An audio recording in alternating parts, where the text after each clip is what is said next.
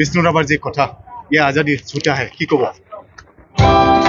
বিষ্ণুৰাভাই যিটো অৰ্থত আচলতে আমাৰ দেশখনৰ সকলো মানুহৰ মংগল বিচাৰিছিল, সকলো মানুহৰ উন্নয়ন বিচাৰিছিল। মই ভাবোঁ আজিও বিষ্ণুৰাভাই বিচৰাৰ ধৰণে আমাৰ দেশখন হোৱাগৈ নাই চাগে।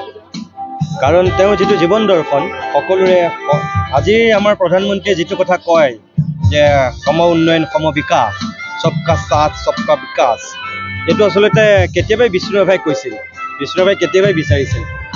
আৰু মই ভাবোঁ যে ইয়ে আজাদী যোথা হে বুলি তেওঁ স্বাধীনতাৰ কাহিনী পোৱাতে যিটো কথা কৈছিল, আজিও যেন সেইটো ক'ৰবাত সঁচা হৈ আছে তেনেকুৱাই লাগে মোৰ। কাৰণ এতিয়াও সকলো মানুহৰ সম উন্নয়ন হোৱা নাই, সম বিকাশ হোৱা নাই। গতিকে আপুনি যিটো প্ৰশ্ন কৰিছে, যে মই ভাবোঁ বিষ্ণুৰাভাই তেতিয়াই কোৱা কথাটো এতিয়াও সঁচা হৈ আছে। আৰু ২ নম্বৰ, আজি ভেৰগাঁওবাসীয়ে ইয়াত বিষ্ণুৰাভা দিৱস উপলক্ষে যিটো অনুষ্ঠানৰ আয়োজন কৰিছে, মই তেওঁলোকক অন্তৰৰ পৰা ধন্যবাদ জনাইছোঁ।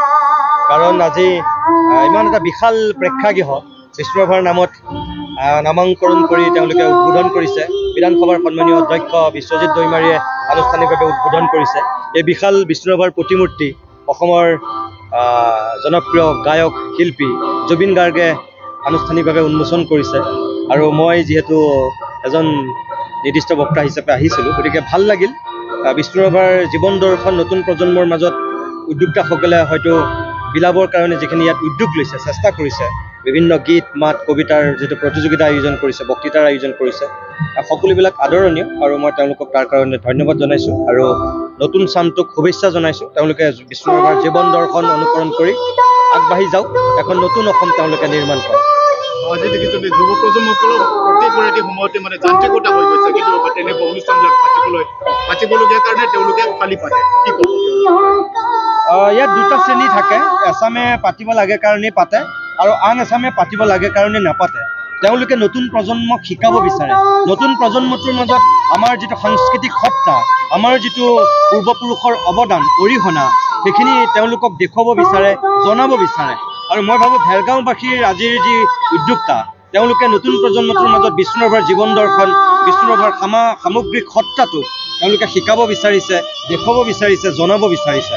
গতিকে ইয়াত বিষ্ণুৰাভা দিৱস পতা দুটা শ্ৰেণী থাকে।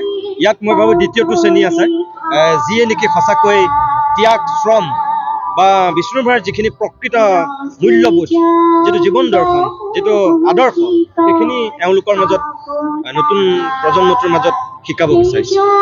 আজিকালি সময়ত দেখিব লাগে যে ৰাজনৈতিক নেতাবিলাকেহে তেনেকুৱা খুব সুন্দৰকৈ পাতিব লাগিছে, কিন্তু তেওঁলোকে আপুনি কোৱাৰ নিচিনাকৈ বিষ্ণুৰাভাৰ জীৱন দৰ্শন বা তেওঁৰ যিটো নৈতিক মূল্যবোধ আৰু বিশেষকৈ ৰাজনৈতিক বিষ্ণুৰাভাজনক এতিয়াৰ বহু ৰাজনীতিকে আচলতে নামটোৱে ল'ব নালাগে, মই তেনেকৈ ভাবোঁ।